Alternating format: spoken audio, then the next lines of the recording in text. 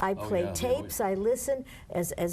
Our friend just gave us the New Testament on tape. I mean, isn't that fabulous? So that the Word is going in your eyes when you read. Yes, but we're not goody two shoes. But we do pray. We do pray together and study the Bible.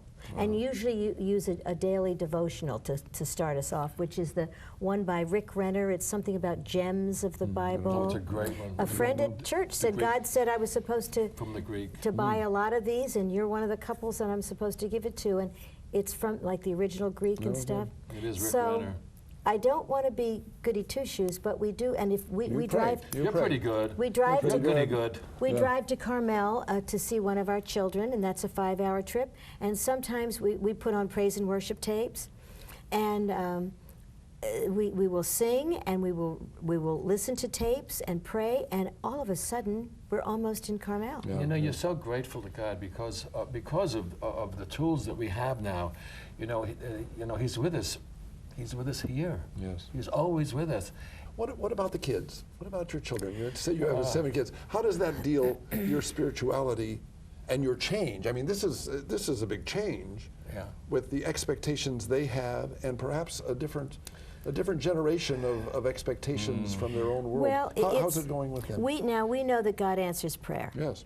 And we know that our children will all come back to the church. This is where the patience comes in. Right, and this is where not giving up, and God is the God of the impossible, as you say, and some of our children and some of the family members, you say, never will that happen, but you can't believe, you have to know, because I said, I don't want to go to heaven until I see all of them, you know, ducks in a row in church. How do you do that? How do you pray, of course.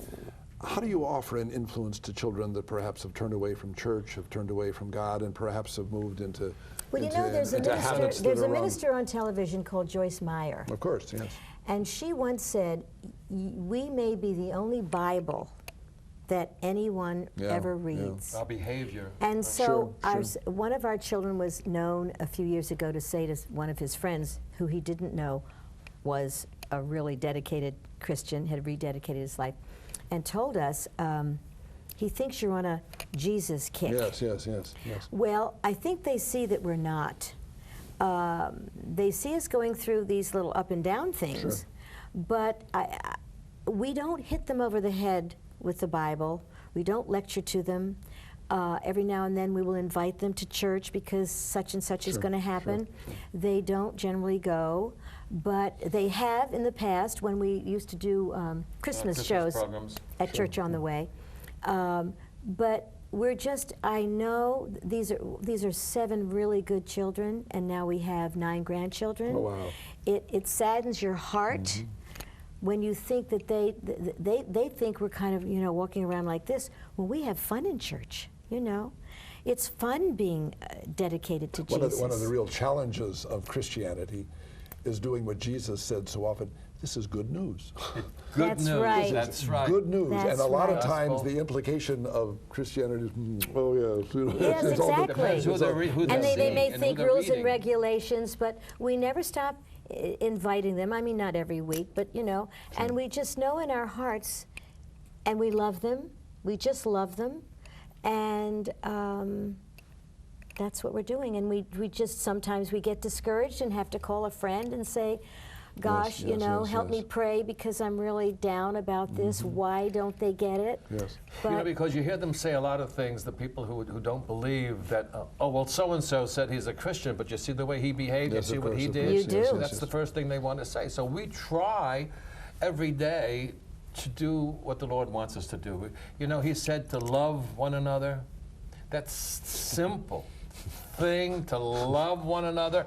I mean, imagine what the world especially if I like you, that's really easy. Right. It's not as simple. That's exactly what he said. It's not as simple. But you even got to love those you the don't ones like. that hate you. That's Gavin is a simpler guy, I must say, than I am.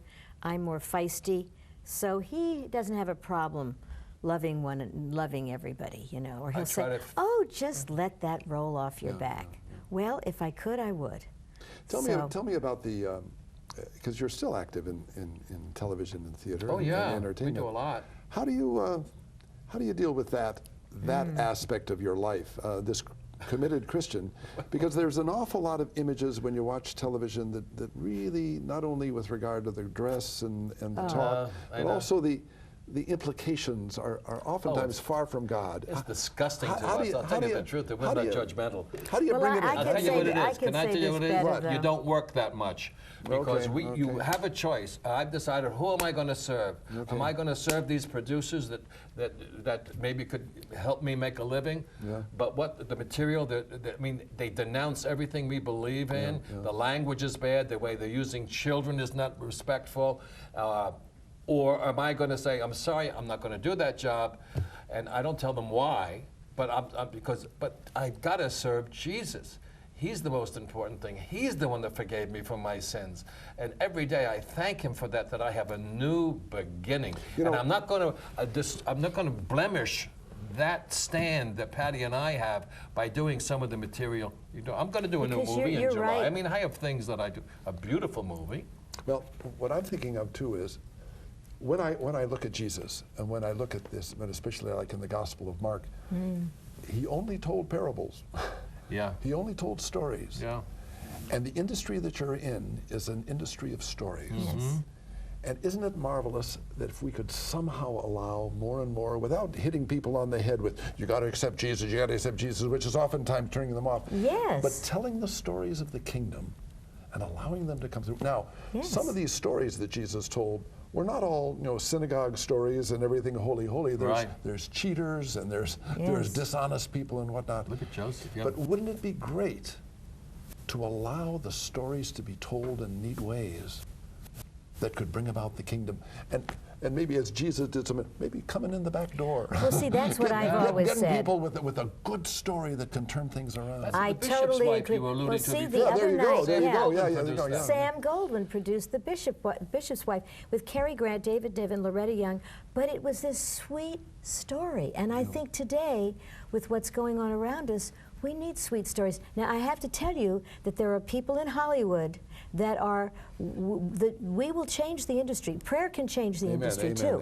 And bring, those people will have their stuff, but we will have, but just good movies. Nothing just, as you say, sort of hitting them over the head. But telling the kingdom